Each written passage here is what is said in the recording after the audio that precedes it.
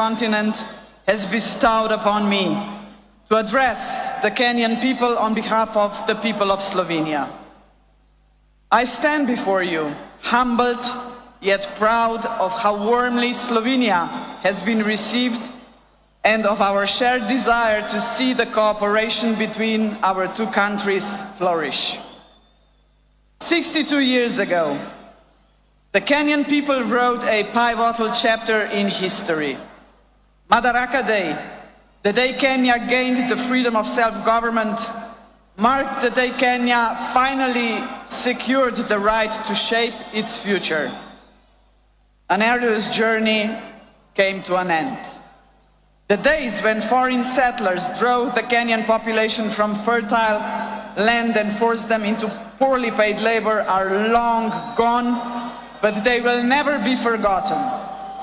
For the struggle for the independence was anything but easy, and it came at a heavy cost.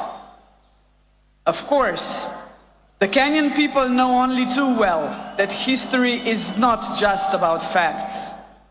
It is also about preserving and developing the fundamental values that ensure the survival of a nation. Values that strengthen its identity and, above all, its unity. Jomo Kenyatta, the man who led Kenya to independence, recognized this. He also knew that Kenya's unity alone would not be enough to secure a bright future of Africa. Africa must also unite. A strong Africa, ladies and gentlemen, means a strong Kenya. In this context, we must recall another milestone anniversary. The year 1945 not only marked the end of the Second World War. That year, 80 years ago, the Pan-African Federation was created. The founders of the Federation, including Jomo Kenyatta, sent a clear message to the world. 700 million people living under colonial rule and without rights had had enough. They demanded their place under the sun. One by one, the former colonies became sovereign and independent states, but the idea of African unity never faded, least of all in Kenya. What better proof of this vision than the most important project in African history to date, the creation of the African Continental Free Trade Area in 2018. Kenya was among the first countries to ratify the founding treaty. Mr. President, ladies and gentlemen, the lessons of the past shape our vision of the future. In the 1960s, the world experienced a wave of decolonization. Yet in many ways, colonialism, and if I may say so, a condescending attitude towards the newly independent states did not just cease to exist, but there was a way to build self-confidence and assert oneself on the world stage. My generation, ladies and gentlemen, grew up in former Yugoslavia. We still remember the non-aligned movement of the Cold War era, a large and respected group of countries, including Kenya, that defied the interests of the superpowers and former colonial powers. That spirit of non-alignment was vital then, and it remains relevant today. We live in a world where both old and emerging powers are yet again shaping the world before our eyes. All the rest of us, the smaller countries, must not just passively observe these developments. We must ask ourselves, what about us? Are we ready to raise our voices? And Mr. President, we are ready. Both our countries are preparing for the future, and we have chosen the right path. Sustainable economic growth, protection of rich biodiversity, a strong will to keep pace with rapid scientific development, a commitment to multilateralism, to international cooperation and tackling common problems. These are the values that unite us. As you know, Slovenia is currently serving as a non-permanent member of the United Nations Security Council. Our diplomats take their role seriously and responsibly. They speak out whenever injustice is done to people all over the world, whenever innocent lives are lost. Kenya, too, brings a rich, in many ways unparalleled experience in multilateralism. The international importance of the country is reflected in the fact that several United Nations agencies are based here. Both our countries believe in multilateralism because peace, justice and prosperity should not be the privilege of some at the expense of others. We are, after all, an international community, and in a community we look out for one another. And in a community, solidarity matters. In a community, cooperation must be our goal, not selfishness. In a community, peaceful settlement of disputes, not wars, must be the norm. Only such a united community will be capable of confronting the world's most urgent challenges, such as poverty and climate change, lack of access to basic needs and social exclusion. This is why we should be proud that there are several projects in which Kenya and Slovenia are working together to support each other in tackling this kind of challenges. Dear Mr. President, dear people of Kenya, the Slovenian people celebrate Madaraka Day with you. We are a young country, but we too have our own story of struggle for independence. We celebrate with you because we are both proud and confident nations, nations that revere the past yet look firmly to the future. We must not be discouraged by the troubled world in which we live. We should look for opportunities that lead to a strong economy, scientific progress, innovation and environmental protection. Unity and determination have brought us this far. They will take us even further. As late Kenyan and African literature giant Ngugi wa Thiong'o had said in his dreams in a time of war, believe in yourself is more important than endless worries of what others think of you. Value yourself and others will value you. Validation is best that comes from within. Happy Madaraka Day, Asante Sana.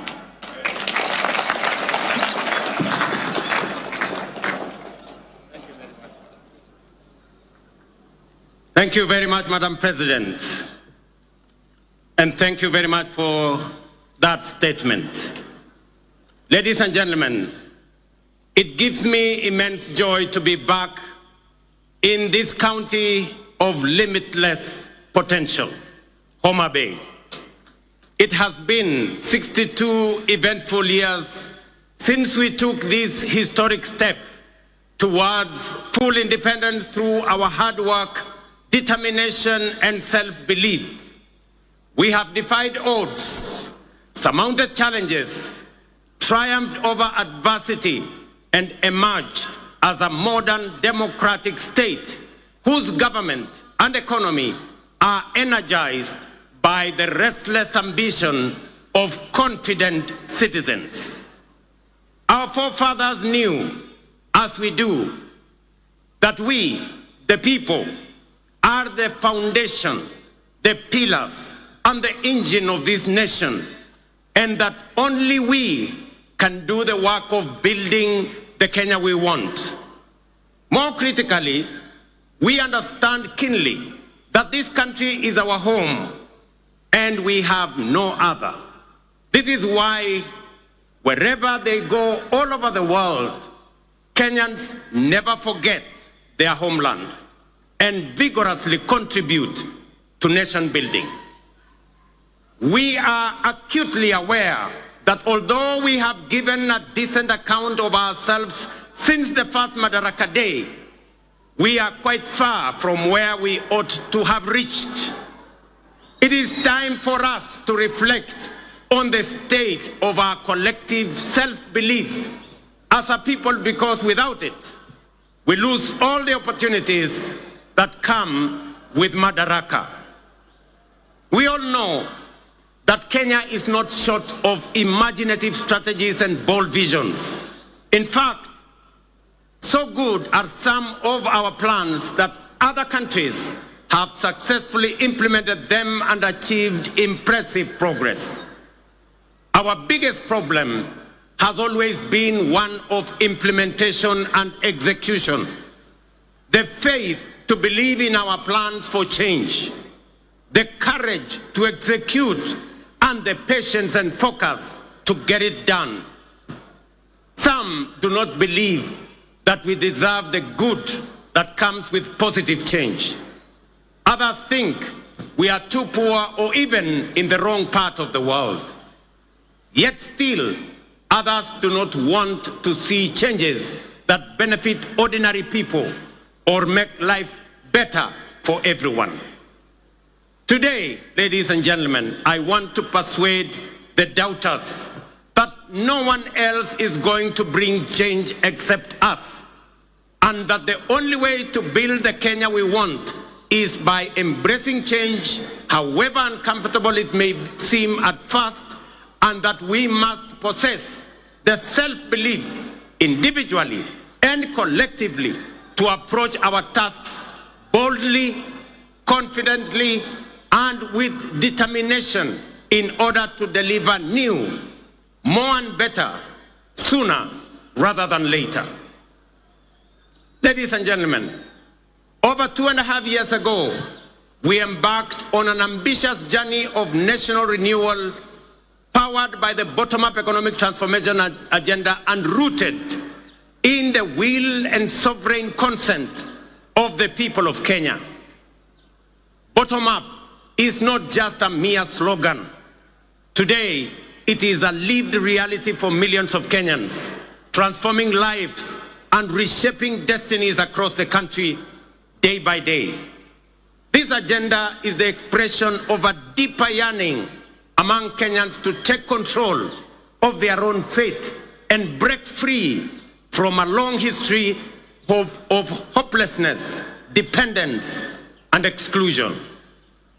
This renewal of our commitment to deliver on the fundamental mandate of Madaraka is inspired by the enduring spirit of self-determination through which we vow to give ourselves not only what was denied us during colonialism, but also what every citizen and every human being deserves. That is liberty, dignity, security, and opportunity. Madaraka affirms our collective faith, shared across generations of Kenyan patriots, that through hard work, innovation, and resilience, our farmers, traders, young people, workers, and professionals will rise to the occasion. With the strength of our imagination and effort, we can and must transform this nation with the imagination of our own minds and the work of our own hands. I speak to you today with a deep conviction that our country is firmly on the path to stability and progress. We have weathered turbulent times, navigated serious challenges, and through courage, policy decisions pursued with resolve, we have not only stabilized our economy, but also charted a clear course to long-term prosperity. Since August 2022, Kenya has recorded an average annual growth of an average of 5%, outperforming the global average of 3.3% and the regional average of 3.8%. Just last month, the International Monetary Fund projected our GDP to reach US dollars 132 billion. That is 17 trillion Kenya shillings, making us the largest economy in our region and the 6th largest economy in our continent. At the same time, inflation has declined sharply from 9.6% in October 2022 to 3.8% in May this year, well below our target of 5% and bringing welcome relief to households and businesses. This reflects the strength of our economic fundamentals and the impact of our bold reforms.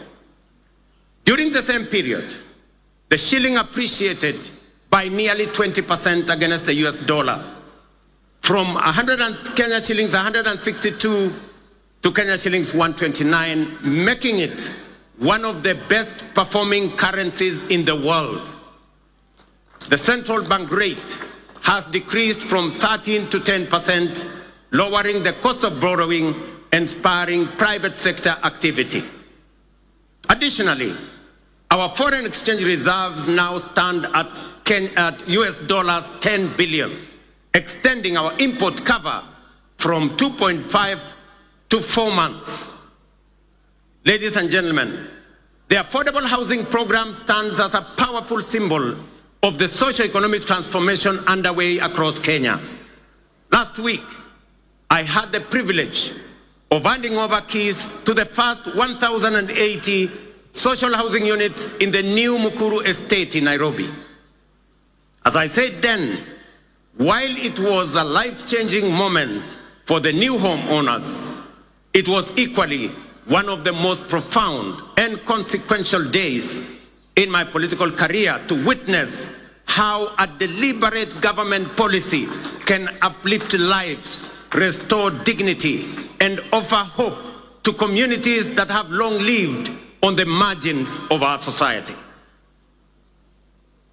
Vulnerable, forgotten, and neglected. It also marked a proud milestone for Kenya and demonstrated that ambitious national programs can be successfully implemented to deliver tangible benefits to ordinary citizens and fundamentally reshape our understanding of meaningful change. To see families move from the hardship of overcrowded slums to the relative comfort of permanent homes, complete with electricity, running water, and clean cooking gas, was a powerful reminder of what pro-people policies can deliver and the great things we can achieve together when we focus our thoughts and energy on possibilities and action rather than obstacles and doubt. A little over 2 years ago, many were skeptical when we said that ordinary Kenyans can begin owning homes through a rent-to-own model using the same amount they pay in rent. Today, that bold promise is being fulfilled. We saw the joy of Cherusha Mudhoni, a mother of 3, grandmother of 4, and second-hand clothes trader from Mukuru kwa Ruben as she stepped into her new home. Here in Homa Bay County, the county of limitless opportunities, just 2 days ago, I had the pleasure of handing over keys to the first occupants of 110 affordable housing units at Boma Yangu Housing Estate right here in Homa Bay. Among the new proud homeowners, some of whom are with us here today, were Kennedy Otieno Odede, a border writer, Helen Atieno Osala, a mama samaki at the new modern fish market here in Homa Bay, Geoffrey Othiambo Nyasuda, a Jua Kali fabricator, and Vincent Ocheng Onyango, a security guard. The journeys of new homeowners like Cherusha Mudhoni in Mukuru, Kennedy Odede here in Homa Bay, and thousands of others across the country, from the dehumanizing squalor of informal settlements to the rich, vibrant, and prosperous communities of our nation, are a testament to the power of to the security and pride of permanent homes stand as a powerful testament to the transformative promise of bottom-up empowerment. They prove that with vision and resolve, courage and conviction, we can lift even the most forgotten among us into lives of dignity, hope, and limitless possibility. Ladies and gentlemen, if you didn't understand what we meant by bottom-up, now you do. If you didn't believe, now you believe. And if you thought it was a fantasy, as contributors to the housing levy, you are now witnessing and making history that will be remembered for generations to come in the history of Kenya. We are firmly on course to delivering 150,000 housing units under the Affordable Housing Program, which have been under construction since September 2022, with 11,000 units already available for occupation. Very soon, I shall be handing over keys to new homeowners in Bahati, in Nakuru, in Elbakon, in Nakuru, in Mabera, in Kuria West, in Mgwen, in Nandi, in Milimani, in Kakamega, and also in Vihiga counties, Nanyuki, and many others across the country. The bottom-up transformation is reaching every corner of Kenya, leaving no one behind. Beyond providing dignified shelter, this transformative program is driving job creation, having already generated over 250,000 jobs. It is nothing short of a nation-building revolution, uplifting lives, growing businesses, and redefining the future of work and urban living in Kenya. Fellow Kenyans, in recognition and appreciation of the sacrifice made by patriotic Kenyans through their contributions to the housing levy, I am pleased to announce today that we shall be proposing to Parliament a reform to the law that will allow any contributor to access an affordable home loan of up to 5 million shillings at a single-digit interest rate, applicable towards any housing unit in the market. This facility will also enable contributors to offset existing mortgages, offering greater flexibility in their housing journey and allowing many to significantly ease their home financing costs. These reforms will ensure that every shilling contributed to the housing levy works for the contributor, whether through access to affordable housing, home loans, or mortgage relief. Ladies and gentlemen, word is beginning to get out throughout the nation that SHA is working, by which citizens mean that the transition challenges and teething problems are now behind us, and universal health coverage is now serving Kenyans and leaving no one behind. Since the rollout of Taifa Care in October 2024, 23 million Kenyans have so far registered with the Social Health Authority, a resounding vote of confidence in our reformed healthcare model.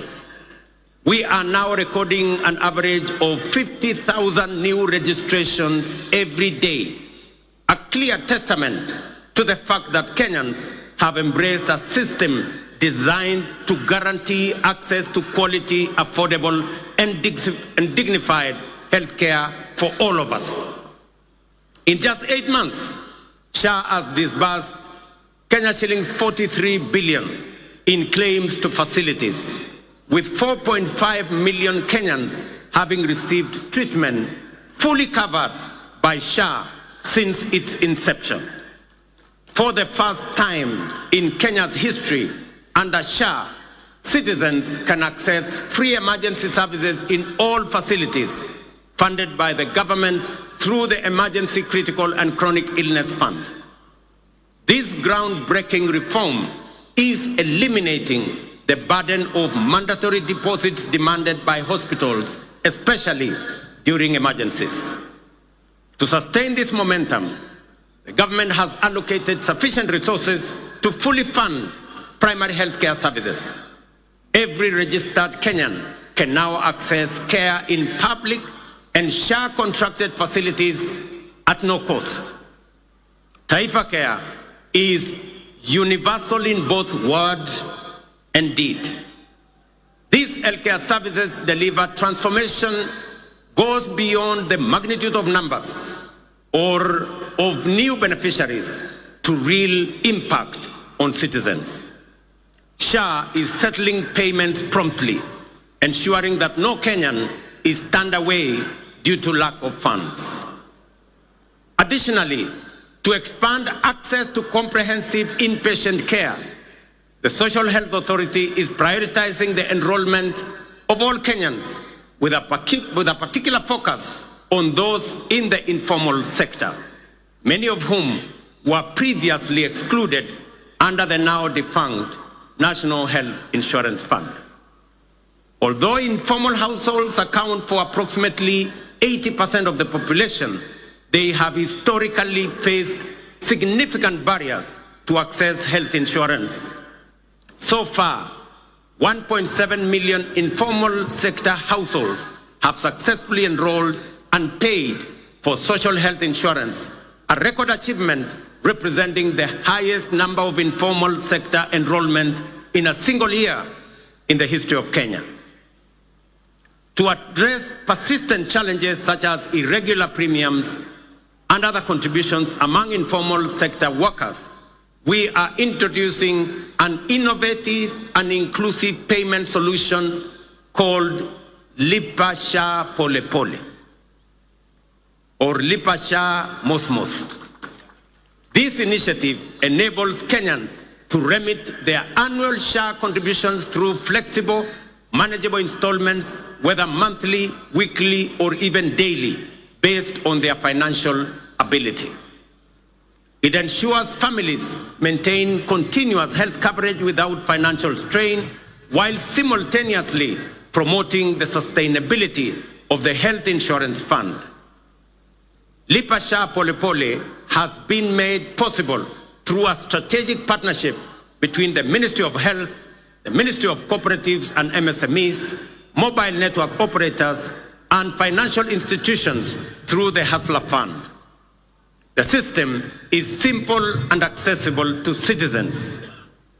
Citizens can dial *147# and follow the prompts to enroll and begin their contributions immediately.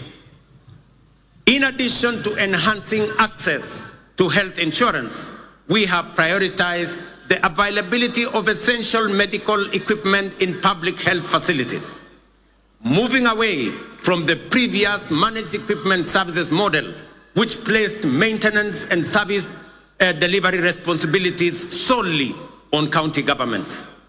We have adopted a more efficient approach under the National Equipment Supply Program.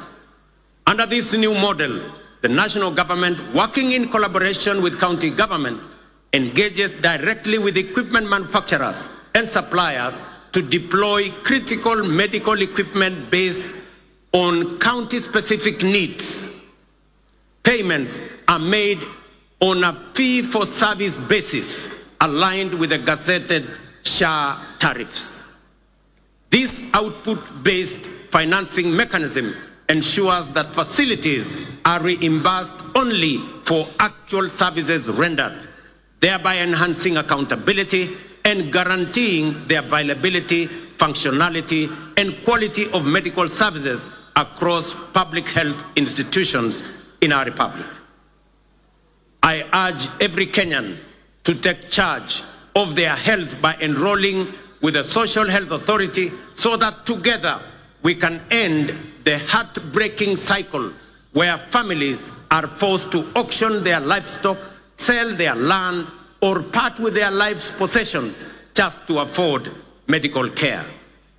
No Kenyan should choose between life-saving treatment and their dignity.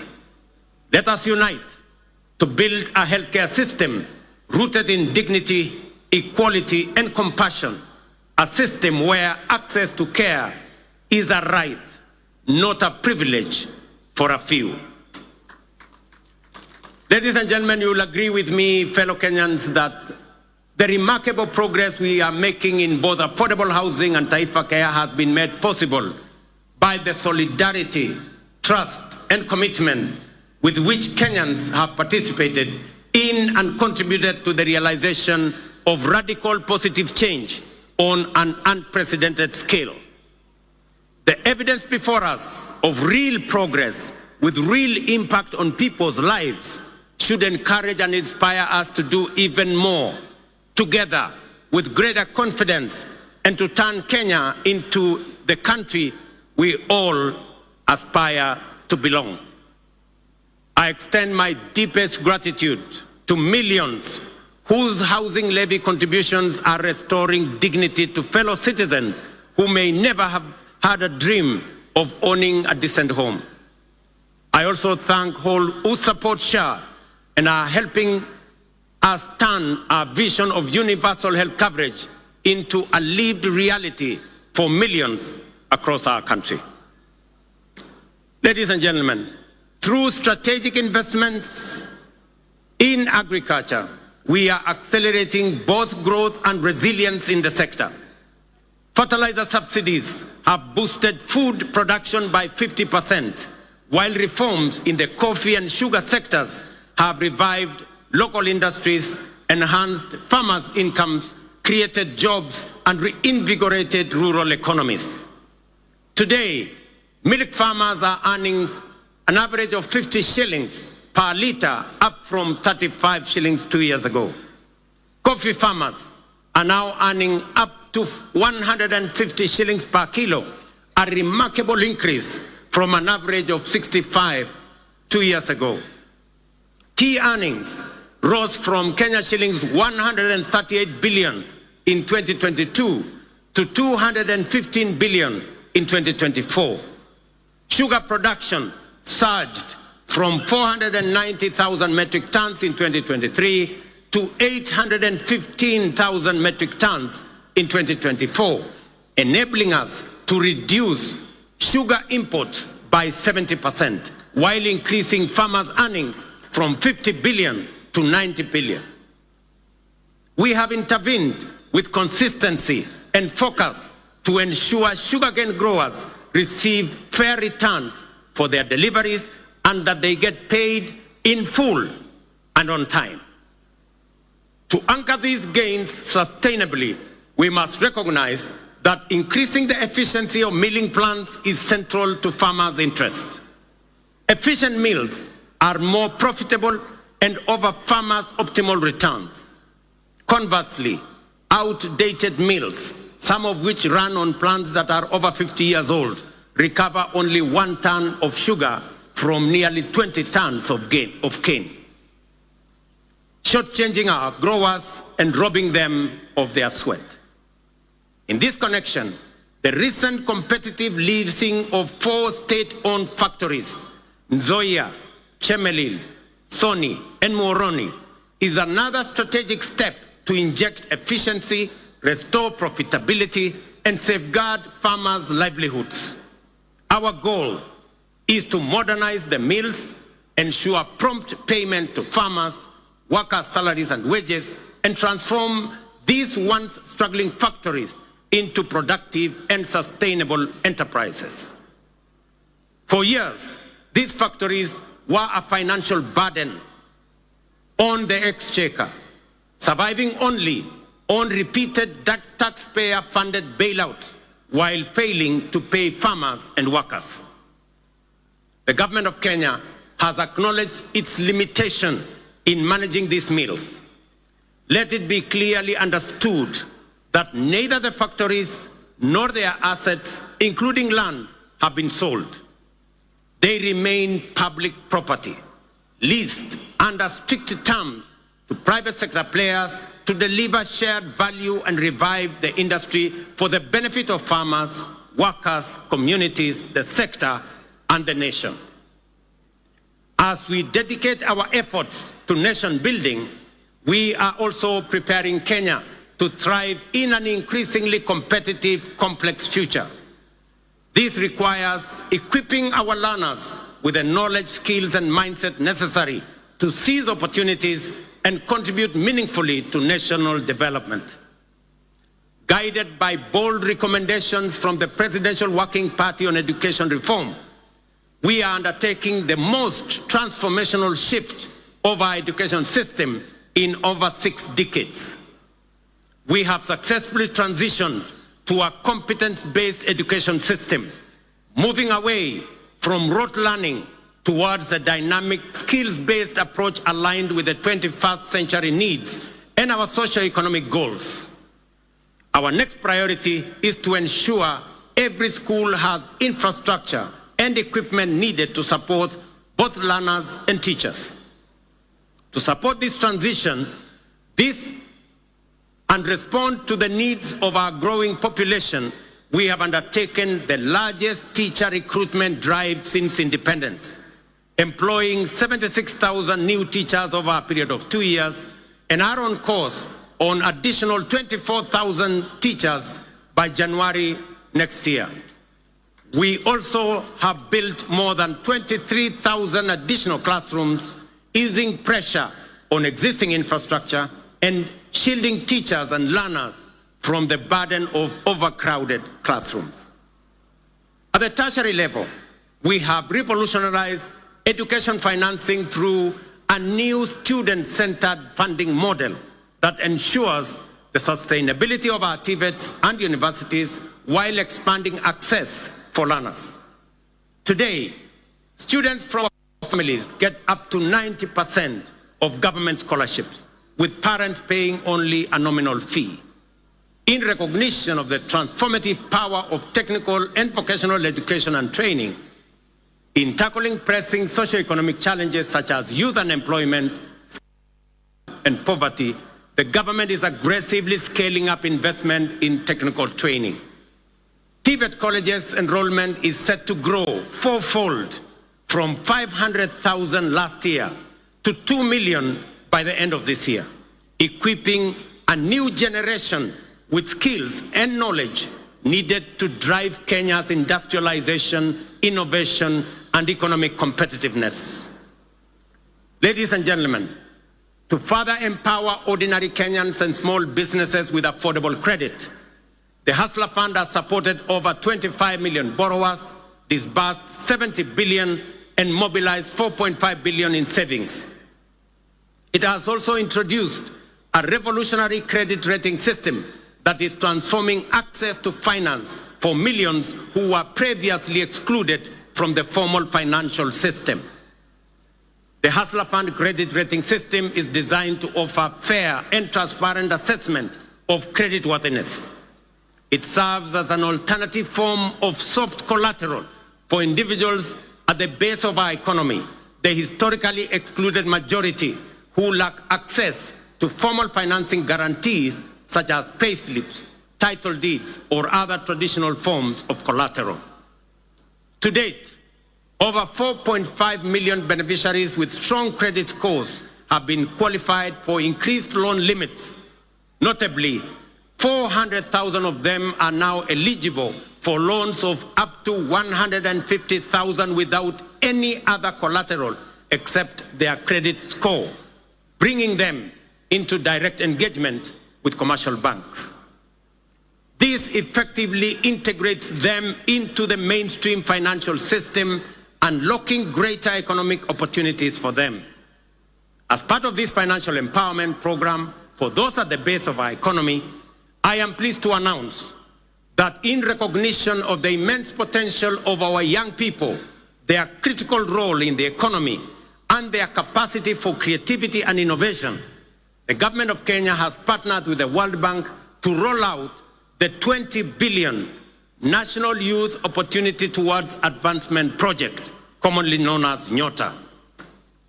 This initiative aims to empower over 800,000 young people aged between the ages of 18 and 29 years, and up to 35 years for those with disabilities, by enhancing their employability through skills, training, on-the-job experience, recognition of prior learning, and entrepreneurial development, and the promotion of a savings culture. The Nyota project leverages the Hustler Fund platform and has already attracted over 1 million applicants for its business support component. This initiative targets at least 70 young people in every ward across Kenya, offering grant funding, business training, and market linkages. We have committed 5 billion Kenya shillings in grants to support 100,000 young people. Each will receive Kenya 50 shillings grant in seed capital to start their entrepreneurial journey by August this year. I am equally pleased to report to the nation that effective this week, we will commence the nationwide rollout of Climate Works, a bold and ambitious initiative aimed at engaging over 110,000 young people across the 47 counties in meaningful work that strengthens their nation's resilience, beginning with informal settlements. Launched last year in Nairobi, the program has recorded significant success and is now being expanded to the remaining 46 counties.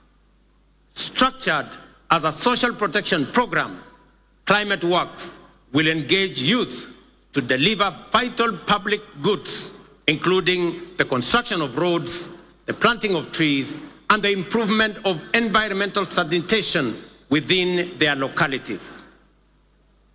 Through Climate Works, we are not just offering a paycheck.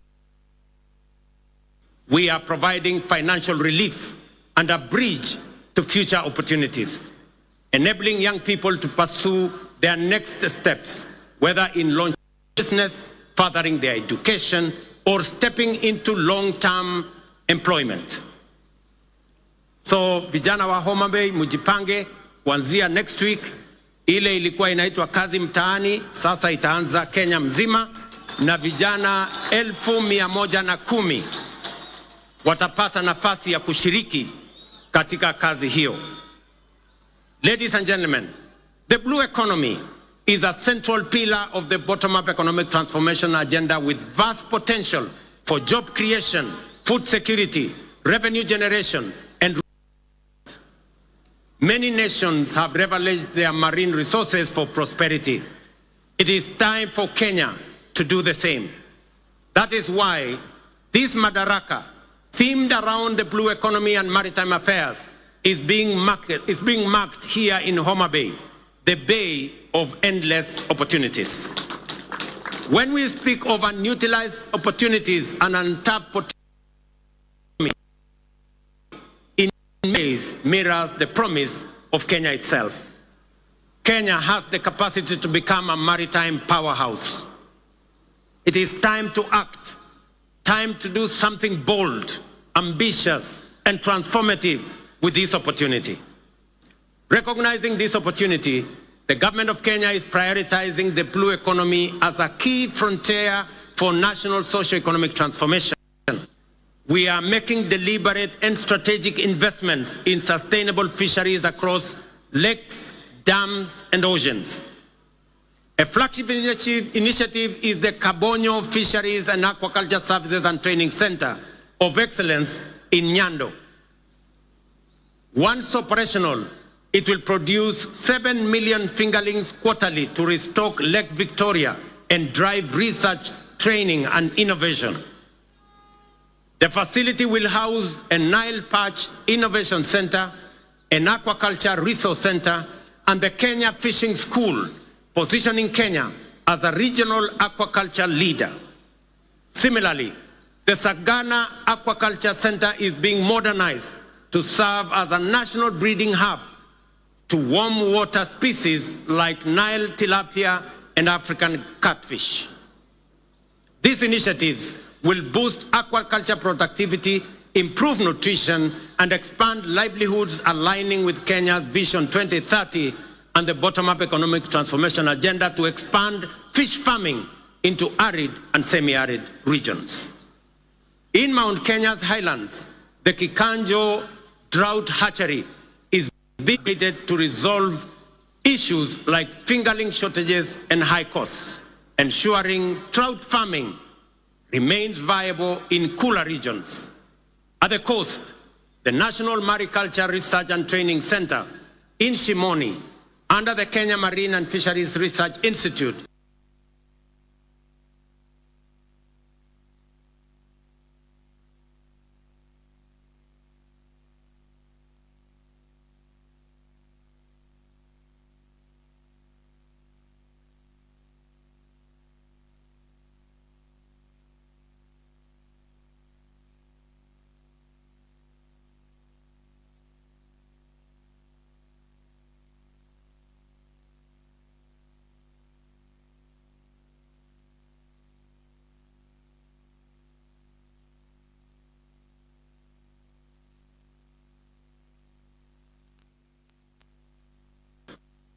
additionally, 5 more landings in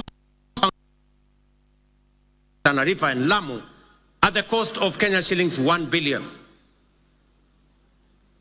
Due for completion by September this year.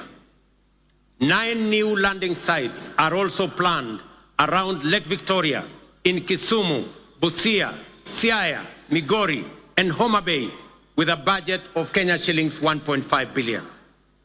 To strengthen the fisheries value chain, we are also building modern fish markets with cold storage and hygiene facilities.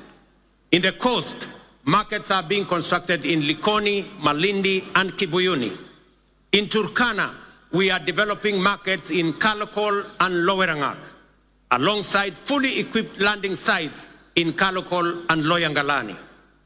Collectively, these investments aim to cut post-harvest fish losses, currently estimated at between 30% and 40%, and create new economic opportunities for women and young people.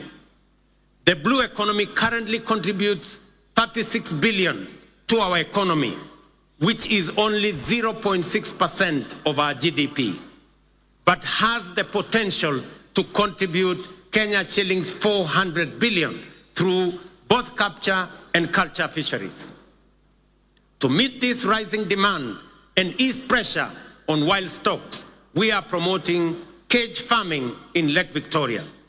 As of 2024, over 4,000 cages have been established in Kisumu, Siaya, and Busia, producing 12,000 metric tons annually, mostly of Nile tilapia. Ladies and gentlemen, over the past 2.5 years, we have constructed tarmac roads and maintained over 134,000 kilometers, surpassing markets, empowering rural communities, and supporting key sectors as agriculture,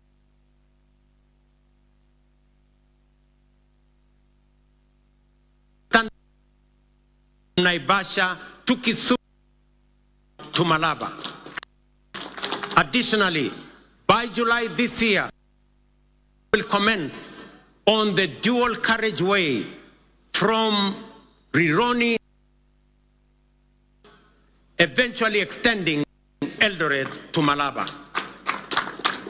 Ladies and gentlemen, as we often say here in Kenya, any time is tea or coffee time, which explains why instant coffee is a favorite for many. Yet we must all agree that while instant coffee is good, there are no instant solutions to the enduring and demanding tasks of nation building. Real change takes plans, persistence, and discipline. Promises must be followed by action and the willingness, discipline, and grit to do what is necessary day by day.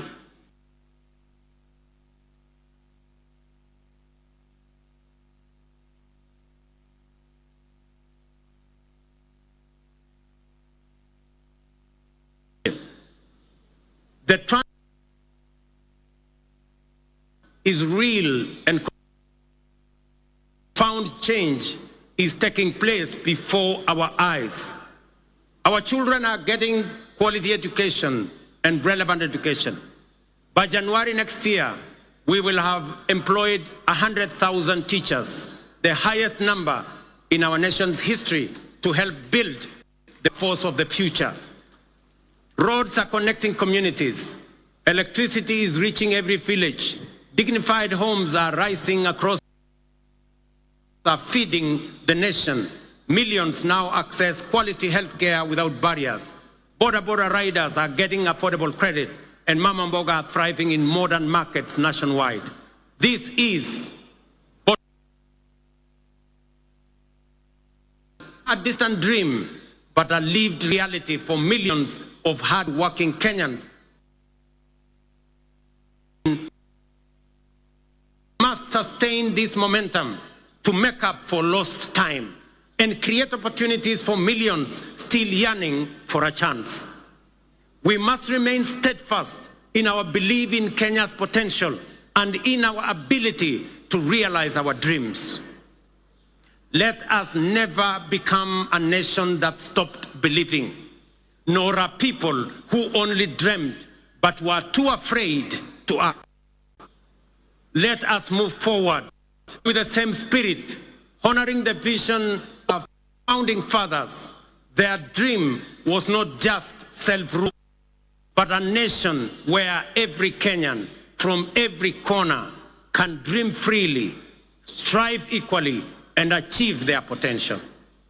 Today, we renew that promise to leave no one behind and build a Kenya where hope and opportunity are a right for all. Jameni, munikubalie nimalizie hapo nikiwaambia asanteni sana kwa kutukaribisha Homa Bay. Tunawaheshimu, tunawapenda, na mimi nataka niwahakikishie safari hii tutatembea kwa pamoja. Nataka nimshukuru ndugu yangu mkubwa Mheshimiwa Raila Odinga aka Baba kwa kuunganisha pamoja na mimi taifa letu la Kenya. Tuondoe siasa ya chuki na ukabila na mambo, kwa sababu umoja ni nguvu.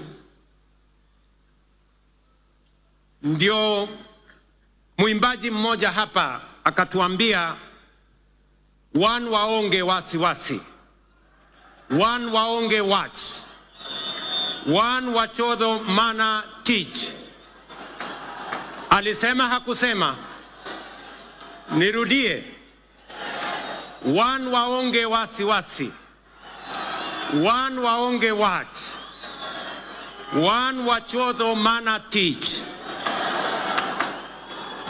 Kwa Mheshimiwa Kindiki na Mheshimiwa Raila pengine hamuelewi hiyo lugha. Inamaanisha hatuna wasiwasi, hatuna midomo mingi, tunachapa kazi. Ile kazi bila break ndio tunachapa. Ni kweli ama si kweli, watu wa Homa Bay? Tuendelee ama tuendelee? Mimi nasema asante sana. I thank you all. God bless you. God bless our great country Kenya. Very much. Asanteni kwa heshima. Naomba sote tusimame kwa wimbo na wimbo wa Jumuiya ya Afrika Mashariki. Waliovalia vyepeo visio rasmi tuweze kuzivua tafadhali.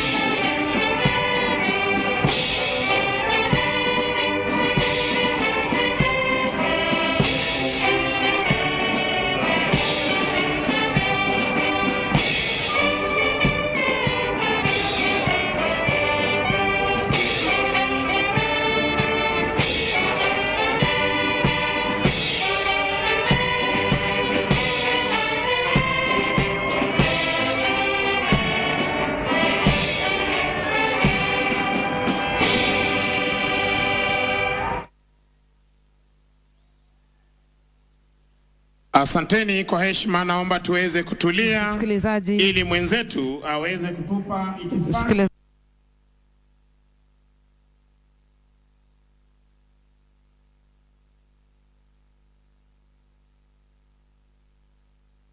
Tangaza. Niwaombe pia wananchi, tafadhali kwa heshima tusalie mahala tulipo hadi viongozi wetu watakapoondoka.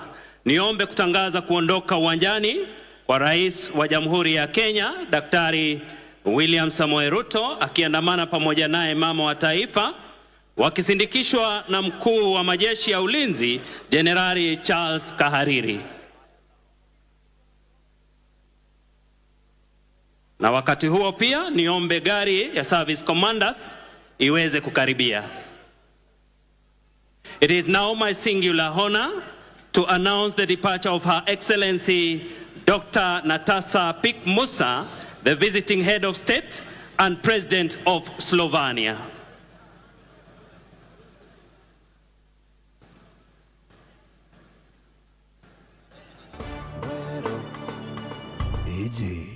Ni Wero TV.